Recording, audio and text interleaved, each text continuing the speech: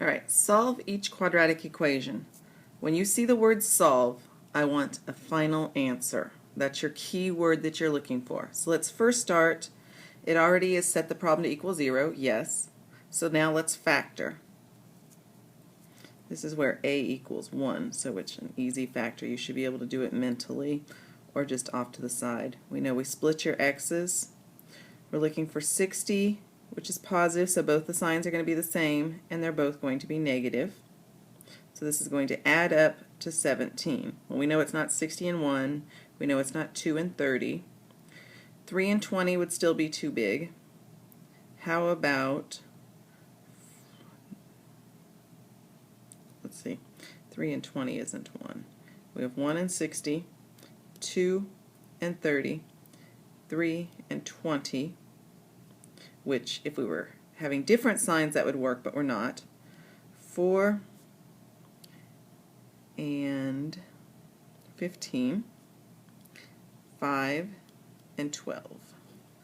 5 and 12 will do it for us. Okay, so now we've factored. Now set each factor to 0. That means x minus 5 is going to equal 0, and x minus 12 is going to equal 0. And the final step is to solve for x. So we'll add 5 to both sides and get x equals 5. And we'll add 12 to both sides and we'll get x equals 12. And our solution is 5, 12.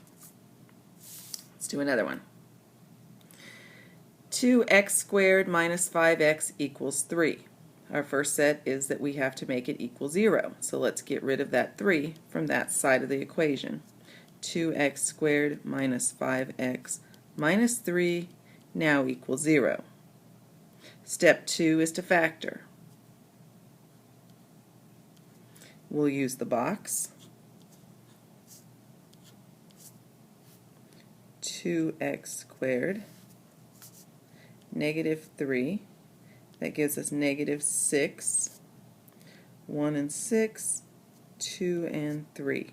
We want it to equal negative 5, and our signs are different. So 6 minus 1 would be 5, but we want it a negative 6 and a positive 1.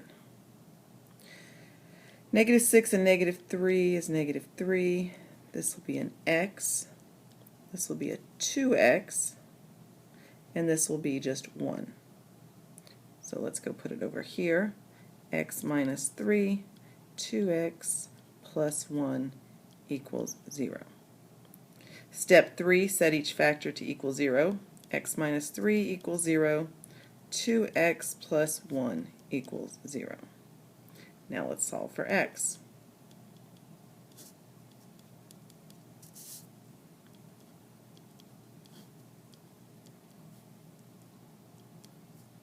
First subtract, now let's divide.